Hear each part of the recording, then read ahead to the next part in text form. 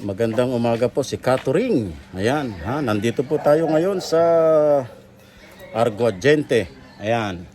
At tayo nga po ay nakapagsalba na naman ng pagkakataon na posibleng magkaroon ng sunog, no? Ayan po. Sinasamantala po natin ang offer ng ating isang brand supplier para palitan po at kuhanin, no? I-pull out ang mga napakapiligrosong mga tangke sa isang pamayanan o sa isang lugar. Ayan. Ngayon, andito po tayo kay Tatay. Tay, anong pangalan nila? Ramon Hiccup. Ramon Hiccup. Ramon Hiccup, kasi nga ho ay dumaan nga po tayo dito kasama ang kanyang kaibigan na ano pangalan niya, Tay? Alejandro. Ayan, si Tatay Alejandro. Si Catering, nagka-random check po tayo kung gaano na ba kalalim at kalawak ang impormasyon hinggil po dito sa tinatawag na swapping at pagpupull out po ng mga peligrosong klase ng tangke. Ayan, nakita nyo naman sa likod ni Catering, ayan po, no? So, na-pull out po natin yan dito. Siyempre, natural, tayo po ay nagninegosyo. Kaakibat ng pagnenegosyo tayo ay may kasamang pagmamalasakit. Yun nga, tinanong ko si Tatay, sabi ko, Tay, baka may ganyan ka pa. Sabi niya, nako, bago na yung tangke ko. Bago na. Anong ano yan? Kulay orange yun. Binili namin bago. Pero, ang sabi ko agad kay Tatay, dapat conscious na po kayo sa brand. Pero, ayan, tanungin mo, hindi niya alam kung anong brand ng tangke niya. Nakalimutan ko pangalan ng tangke. Ayan. Pero yung luma na pinapalitan, nandyan. Very good.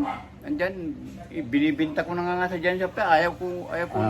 Bawal po. Bawal daw. Hindi ho sila. Dapat dinidispose po yan sa swapping center. Kailangan daw, Bibiyakin po yan. biyakin. Ayan. So, aware na po si Tatay. Actually, napalitan na raw yung tangke niya. Ang isang malaking pagkakamali lang doon ay hindi niya alam kung anong brand yung tangke niya. So, Tay, sa bagong batas, sa bagong batas ng LPG, Republic Act 11592, yun po yung sumasaklaw ngayon na batas sa amin pong operasyon bilang mga mag-LPG. Kung nakikita ho ninyo, itinatali lang ho nila ito dati. Ngayon, hindi ho, required ho na dapat may takip, ang kulong-kulong, dapat ho may impormasyon, yung gilid. Nag-deliver din sa amin. Ayan, ayan, so very good. Ang balikan natin, ang LPG law, 11592, layunin po na tanggalin ang mga peligroso, mapanganib na uri ng tangke. Ito po yung mga unbranded. Ayan, o kaya generic. Ang tawag doon, unbranded or generic. Okay, ngayon, pag o-order ho kayo, huwag ho kayong order by the color. Huwag ho kayong o-order by the color. Ano sa kanila, orange, kulay orange. Kaya nga, kasi maraming orange eh. So pagka by the color kayo, patay na naman kayo. Pakita ko sa'yo. Ayan, sige. Punta natin, Ayan. Pinasama tayo ni Tatay sa kanyang ayun, nagpaparenta pa pala si Tatay ng washing. Ito yung Baka ho, ano yan? ilabas ko yung tangke na bago. Yung binili kong bagong tangke. Tay, ito. Ayan, pwede po nating palitan yan. Ayan, nakita nyo naman. Para may extra kayo kaysa yan ibasura pa ninyo. Tay, ayan ako. Pinapasok pa tayo ni Tatay. Tignan ho natin yung kanyang Ito yung bago namin yung tangke. Ito. Yan. hindi ho bago yan. Yan. Yung pangalan niya. Yan po ay ginagamit na rin ng mga kasamahan natin sa industriya para walang ipinag-iba po yan doon sa mga tinatawag-tawag nila nung araw na M-gas. Pero ganun pa man Tay, pag umorder ho kayo, anong sasabihin niyo?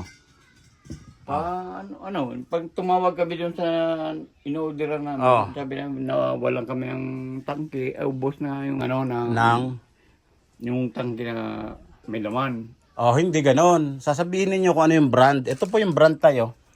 Ayan. Yan. Ayan ang brand name niya, Shine Gas. Okay? So pag order niyo tayo, huwag niyo kayong magbabanggit ng kulay para hindi pa bago-bago yung tangke ninyo.